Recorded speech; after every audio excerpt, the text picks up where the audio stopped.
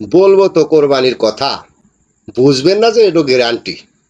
বন্ধুগণ, এই ভিডিওতে যা থাকছে বিজ্ঞানীদের কোরবানি কি, সেই সাথে থাকছে বিজ্ঞানীদের হজ যাত্রা কিভাবে করতে হবে এবং হজ কি।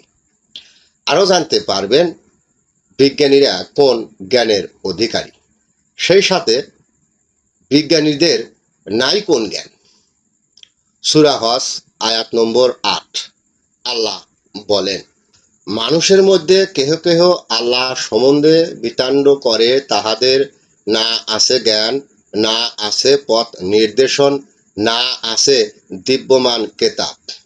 এই হলো আয়াত। বন্ধুগণ, এই তিনটি বিষয়ে যাহাদের জ্ঞান নাই তাহাদের আমি বুঝাতে সক্ষম নয়। 1 নম্বরে জ্ঞান, 2 নম্বরে পথ নির্দেশন, 3 নম্বরে দিব্যমান কেতাব। বন্ধুগণ, সূরা হজের সাথে কোরবানির সম্পর্ক। তাই কোরবানি এবং হজ সফল হতে হলে এই তিনটি বিষয়ে জানার প্রয়োজন আমি মনে করি। বন্ধুগণ, ভিডিওটি শুরু করার আগে একটি কথা বলতে চাই। আপনি যত বড় মাপের মানুষ হন না কেন, আপনার কোনো কথার জবাব দিতে আমি বাধ্য নই। ভিডিওটি শুনলেই বিষয়টি বুঝতে পারবেন। বন্ধুগণ, আল্লাহ কর্তৃক জ্ঞানের তিনটি ধারা।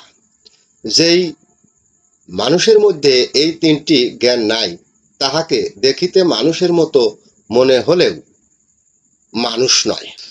বন্ধুগণ, বস্তুত জ্ঞান আল্লাহ সকল মানুষকে সমান অংশীদার করেছেন, কিন্তু কাজ ক্ষেত্রে আমরা কম বেশি বুঝি কেন? কারণ চৈতন্য জ্ঞানের অভাব।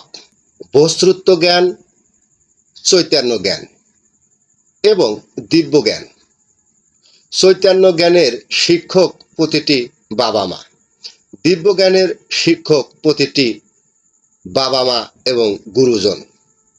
এবং বস্তুত জ্ঞানের শিক্ষক হতে পারেন বাবা মা, গুরুজন বা যে কেউ। বস্তুত জ্ঞান দেখে দেখেই অর্জন করা যায়, কিন্তু চৈতন্য জ্ঞান এবং দিব্য জ্ঞান গুরুজন ছাড়া অর্জন করা সম্ভব নয়। বন্ধুগণ, আল্লাহ সম্বন্ধে বিচারদণ্ড তেনারাই করেন যাহাদের বস্তুত জ্ঞান বেশি। যেমন পৃথিবীতে বস্তু বিজ্ঞান ইঞ্জিনিয়ার বা কোনো গবেষক তাই নিয়ে গবেষণা করেন যা দেখা যায়, আর যা দেখা যায় না তাই দেখার জন্য চেষ্টা করেন। বিচারদণ্ড যারা করেন সেই সকল ব্যক্তিরা দাঁড়িয়ে আছেন এমন এক স্থানে যেখান থেকে তাকালে দেখা যায় পৃথিবীতে মানুষ আছে, কিন্তু মানুষের অনেক কিছুই নাই। যা নাই তাই খুঁজে বেড়ায়। যেমন আকাশের দিকে তাকালে চন্দ্র, সূর্য, তারা, নক্ষত্র ইত্যাদি দেখতে পাই। বিজ্ঞান আমাদেরকে যা দিয়েছেন আমরা তা ব্যবহার করে থাকি বা উপভোগ করে থাকি।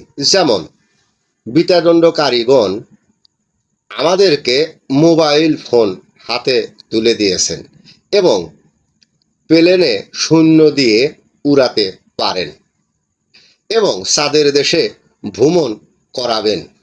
বিচারদণ্ডকারী তাহাদের বস্তুত জ্ঞান থাকলেও চৈতন্য জ্ঞান নাই, যার ফলে তাহারা আল্লাহ সম্বন্ধে বিচারদণ্ড করে, অর্থাৎ চৈতন্য জ্ঞান নাই এবং দিব্য জ্ঞান নাই এবং বস্তুত ভিকম্যানদের পথ নির্দেশন নাই। ভিকম্যান পৃথিবীতে বস্তুত অনেক কিছু খুঁজে পেলেও তিনি তার ঠিকানা জানেন না বা চেনেন না, বোঝেন না। পৃথিবীতে বস্তুত সব খুঁজতে পারেন, এতে কোনো সমস্যা নাই, কিন্তু পৃথিবীর পরে আমার বা আপনার আর একটি স্থান রয়েছে, সেই স্থান কোন দিকে কেউ বলতে পারে না বা পারবে না। সায়েন্স বিজ্ঞান গবেষক আমলা সহ প্রতিটি ব্যক্তির জন্য নিজস্ব দিক নির্দেশনার স্থানে পথ নির্দেশন ব্যক্তি দাঁড়িয়ে আছেন। তিনি একজন মানুষ। তিনি আপনাকে বলে দিতে পারেন আপনার সঠিক ঠিকানা কোথায়। তিনি সেই দিব্যমান কেতাব। বন্ধুগণ, আপনি যত বড় জ্ঞানী হন আর যত বড় মাপের মানুষ হন না কেন, আপনি যত বড় সম্মানিত ব্যক্তি হন না কেন, চৈতন্য জ্ঞান সংগ্রহ করাটাই হলো হজের যাত্রা। চৈতন্য জ্ঞান সংগ্রহ করাটাই হলো হজের যাত্রা শুরু, এবং দিব্য জ্ঞান অর্জন করাটাই হলো হজ। আর যিনি দিব্যমান কেতাব, তাহার চরণে আপনার উঁচু মাথাটা নিচু করাটাই হলো জ্ঞানীদের কোরবানি। সেই জন্য আল্লাহ বলেন, মানুষের মধ্যে কেহ কেহ আল্লাহ সম্বন্ধে বিতাণ্ড করে, তাহাদের না আছে জ্ঞান, না আছে পথ নির্দেশন, না আছে দিব্যমান কেতাব। সবাইকে বিদায় অভিনন্দন জানিয়ে বিদায়। ইয়া গাউসুল আজম, ইয়া গাউস পাক।